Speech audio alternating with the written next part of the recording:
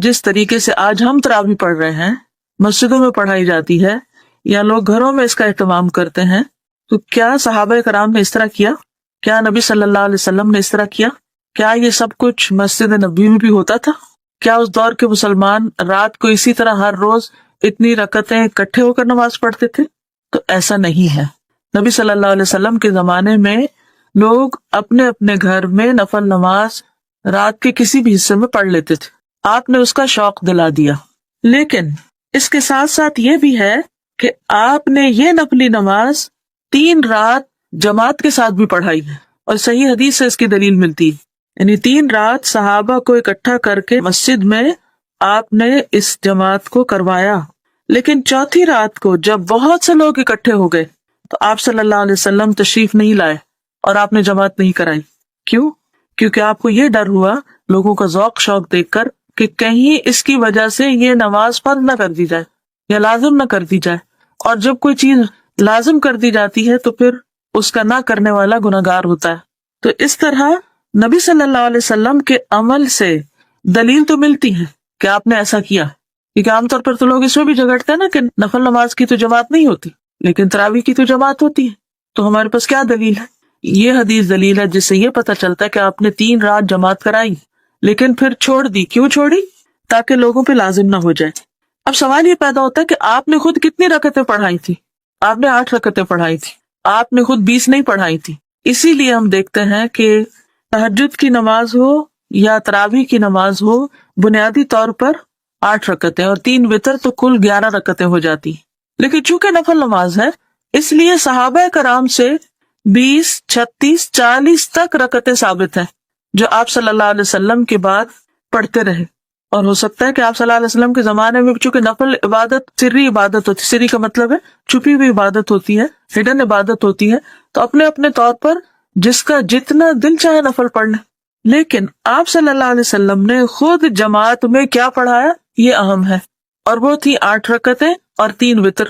تو اس لیے زیادہ بہتر یہ ہے کہ آپ کی اس سنت کو فالو کیا جائے۔ لیکن اگر کوئی شخص زیادہ نفل پڑھنا چاہتا ہے تو پڑھتا رہے۔ مثلا آپ دیکھتے ہیں کہ حرم میں لوگ ایک امام آتے ہیں 10 رکعتیں پڑھتے ہیں، دوسرے آتے پھر 10 پڑھتے ہیں، تو ٹھیک ہے نفل نماز ہے۔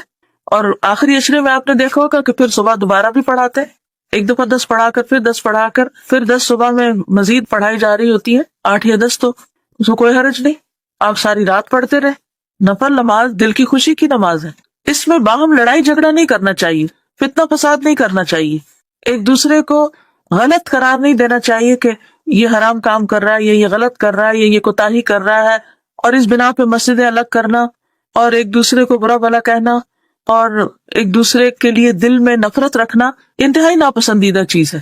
تو بات یہ ہے کہ آپ صلی اللہ علیہ وسلم سے 8 رکعتیں ثابت ہیں، صحابہ اور تابعین نے بعد میں اپنے طریقے پر اس میں اضافہ بھی کیا، اور اس میں ہم دیکھتے ہیں کہ حضرت عمر رضی اللہ تعالیٰ عنہ نے اپنے دور خلافت میں باقاعدہ طور پر جماعت کے ساتھ نماز پڑھنے کا طریقہ شروع کیا، اور حضرت ابی بن کعب اور حضرت تمیم الداری کو حکم دیا کہ وہ لوگوں کو 11 رکعت تراویح وتر کے ساتھ پڑھا دیا کریں۔ یہ موطا امام مالک کی روایت میں آتا ہے۔ اچھا، بعض لوگوں کا خیال یہ ہے کہ یہ بدعت ہے، کیونکہ حضور صلی اللہ علیہ وسلم نے تو باقاعدہ مسجد میں روزانہ نہیں پڑھائی تھی۔ بدعت وہ کام ہوتا ہے جو نئے سرے سے ایجاد کیا جائے جس کی کوئی دلیل ہی نہ ہو۔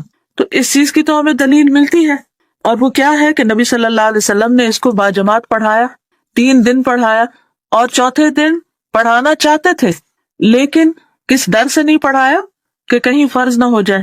حضرت عمر کے زمانے میں جب فرض ہونے کا ڈر ختم ہو گیا، کیونکہ اب تو وحی کو نہیں آنا تھا، تو کوئی ایسی بات نہیں تھی، لہٰذا آپ نے اس کو باقاعدہ ایک اس کا رواج عام کر دیا اور اس کا سلسلہ جاری کر دیا۔ اب اس میں یہ ہے کہ نفل میں زیادہ افضل ٹائم تو سحری کا وقت ہوتا ہے، سو کے اٹھنے کے بعد کا وقت زیادہ افضل ہوتا ہے، لیکن چونکہ اس وقت سب لوگ اٹھ نہیں سکتے، ایک دفعہ سو جائے تو پھر کہاں اٹھیں۔ پھر یہ کہ اگر جماعت سے نہ پڑھے اور اکیلے اکیلے گھر میں پڑھے تو وہ بھی بہت مشکل ہو جاتا ہے۔ تو حضرت عمر کا یہ امت پر احسان ہے کہ انہوں نے باقاعدہ ایک سسٹم جاری کر دیا کہ 2 اماموں کو حکم دیا کہ وہ عشاء کی نماز کے بعد لوگوں کو یہ نوافل پڑھا کر وتر پڑھا کے گھر بھیجے، لیکن یہ نہیں تھا کہ اگر کوئی نہیں پڑھ سکتا یا نہیں پڑھ رہا تو اس کے اوپر کوئی حد جاری کی ہو یا انہیں کوئی سزا دی ہو یا انہیں برا بھلا کہا ہو۔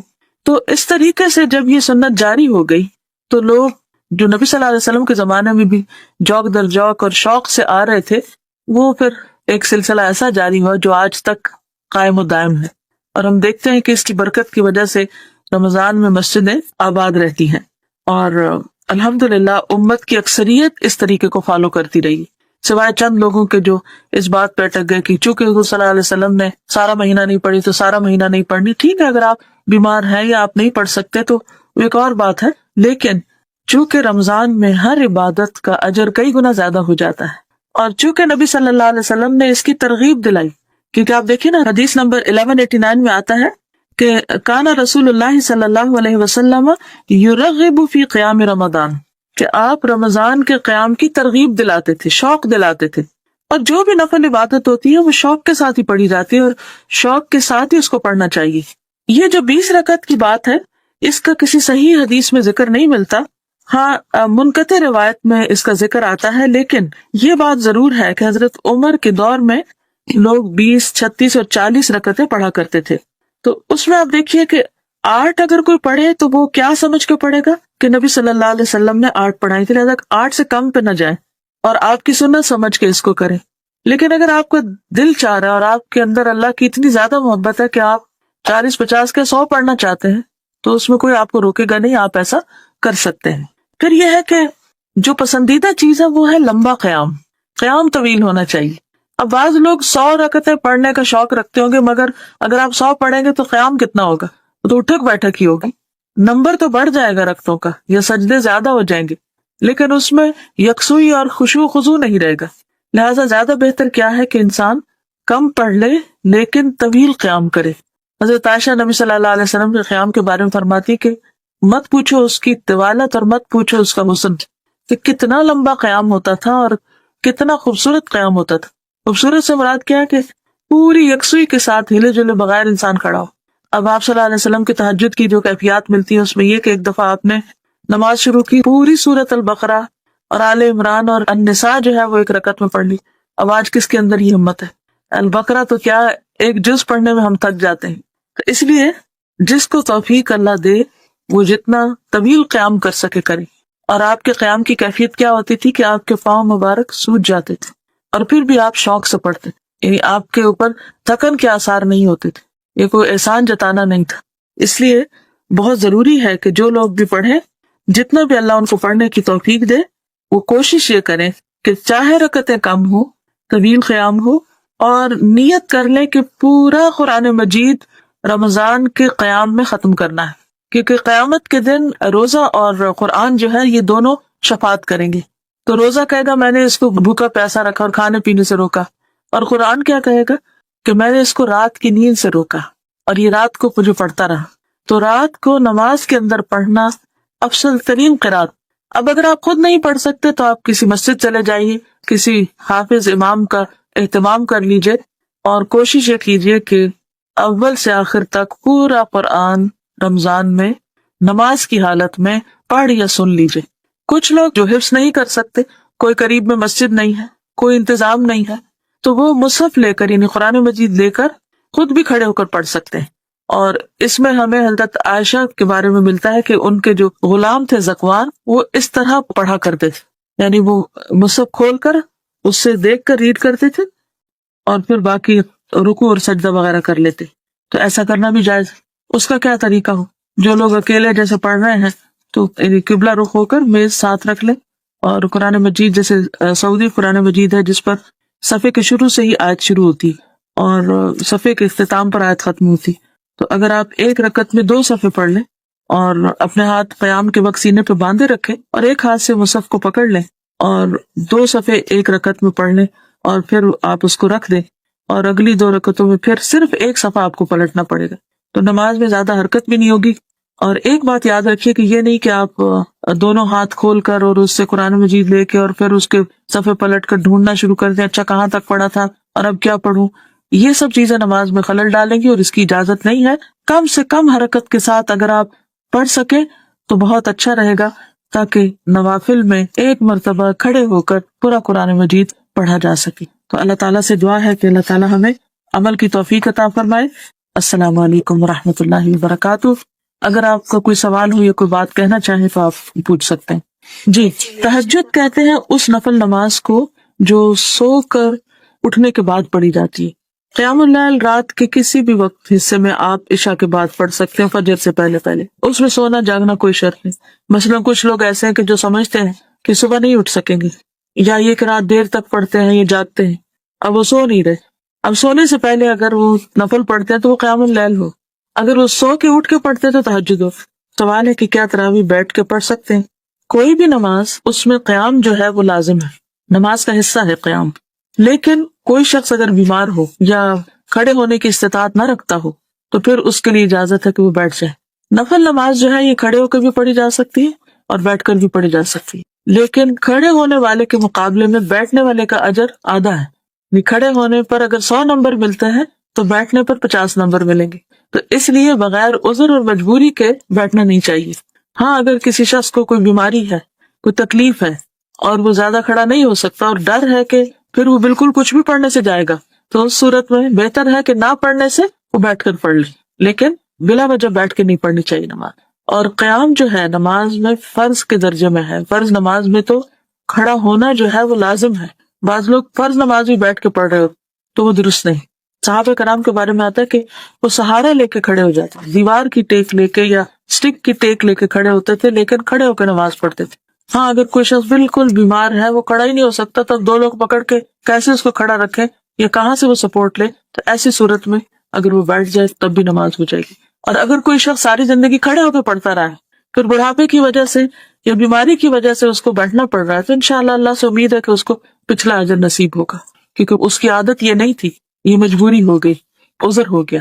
تو عذر کی بنا پر اگر کوئی چیز نہیں کی جاتی تو اس پر تو اجر ہے، لیکن بلا عذر اگر انسان صرف بس ایسے ہی مستی میں ہر دنیا کا کام کھڑے ہو کے، کوکنگ کھڑے ہو کے، واشنگ کھڑے ہو کے، استری کھڑے ہو کر، کلیننگ کھڑے ہو کر، دنیا کا ہر کام کھڑے ہو کر، اور جب دنیا سے تھک جائے تو نماز بیٹھ کر، یہ پسندیدہ نہیں. لیکن یہ ہے کہ نہ پڑھنے سے بہتر ہے کہ انسان بیٹھ کے پڑھ لے. ایسا بھی کیا جا سکتا ہے کہ جب بہت لمبا قیام ہو تو تھوڑی دیر بیچ میں بیٹھ کے پھر آپ دوبارہ کھڑے ہو جائیں، یعنی کھڑے ہو کے شروع کریں. اگر تکلیف ہو رہی ہے اور خشوع نہیں رہا، یہ ایک بہت اہم بات ہے. بعض اوقات ایسا ہوتا ہے نا کہ پاؤں میں یا جسم میں، کمر میں ایسی تکلیف شروع ہو گئی کہ آپ کا سارا دھیان اس تکلیف پہ ہی جا رہا ہے اور یہ سنائی نہیں دے رہا کہ امام صاحب کیا پڑھا رہے ہیں. تو ایسی صورت میں بہتر ہے کہ انسان پر بیٹھ جائے اور نماز میں فوکس کرے، قرآن سنے. تو اسے تھوڑی دیر بیٹھ جائے، پھر جب دیکھے کہ جسم کی حالت بہتر ہوگی پھر دوبارہ کھڑے ہو جائے. تو ایسا بھی کیا جا سکتا ہے. نبی صلی اللہ علیہ وسلم کے بارے میں بھی آتا ہے کہ جب آپ کی عمر زیادہ ہوگی اور جسم کچھ بھاری ہو گیا تو پھر آپ بیٹھ کر بھی نماز پڑھا کرتے تھے، یعنی تہجد. باقی نہیں پڑھ سکتے، بالکل پڑھ سکتے، تو رات کے نفل قیام شمار ہیں. جی، قوام اور صوام کی ایک ٹرم ہے نا، جو بہت عبادت گزار لوگ ہوتے ہیں کہ قیام کرتے ہیں، روزے رکھتے ہیں. تو جو لوگ ایسا کرنا چاہیں وہ تہجد کے علاوہ بھی کر سکتے ہیں. ان کا سوال ہے کین وی ایٹ تراویح with C D player recitation of Quran? نہیں، ایسا نہیں کیا جا سکتا. آپ خود پڑھیے یا کسی امام کے پیچھے پڑھیے، سی ڈی چلا کر نہیں پڑھ سکتے. کین وی پرے تراویح اینڈ تہجد بوتھ ان رمضان اور اونلی تراویح از سفیشینٹ؟ اونلی تراویح از سفیشینٹ. لیکن جیسے میں نے پہلے عرض کیا کہ نفل تو آپ جتنے چاہے پڑھتے رہیں، آپ پڑھنا چاہے تو پڑھ سکتے ہو، پڑھنا حرام نہیں ہوگا، لیکن ایک ٹائم کا پڑھنا بھی سفیشینٹ ہوگا. اور عبادت اتنی کیجیے جو آپ مستقل کر سکیں، یہ نہیں کہ شوق میں 3-4 دن تو آپ تراویح بھی پڑھ رہے ہیں، تہجد بھی پڑھ رہے ہیں اور بہت نفل پڑھ رہے ہیں، اور پھر ایک ہفتے بعد آپ تھک گئے اور آپ نے تراویح بھی چھوڑ دی اور تہجد بھی چھوڑ دی. نبی صلی اللہ علیہ وسلم کو وہ کام زیادہ پسند تھا کہ جو کم ہو لیکن مستقل ہو، تھوڑا ہو لیکن کنٹینیوسلی ہو. کیا وتر کے بعد نفل پڑھ سکتے ہیں؟ دیکھیے کہ نبی صلی اللہ علیہ وسلم کی حدیث سے پتہ چلتا ہے کہ وتر کو اپنی آخری نماز بناؤ. استاذہ اف وی مس وتر واٹ از دا قضاء فار وتر؟ وتر کی قضاء وتر ہی ہے، جو آپ نے چھوڑا آپ اس کو پڑھ لیجیے. فجر کی سنتوں سے پہلے آپ وتر پڑھ لیجیے اور پھر سنتیں پڑھ لیجیے. چلیے ٹھیک ہے، آج کے لیے اتنا ہی کافی ہے. جزاکم اللہ خیرا. السلام علیکم ورحمۃ اللہ وبرکاتہ. سبحانک اللہم وبحمدک، نشہد ان لا الہ الا انت، نستغفرک ونتوب الیک.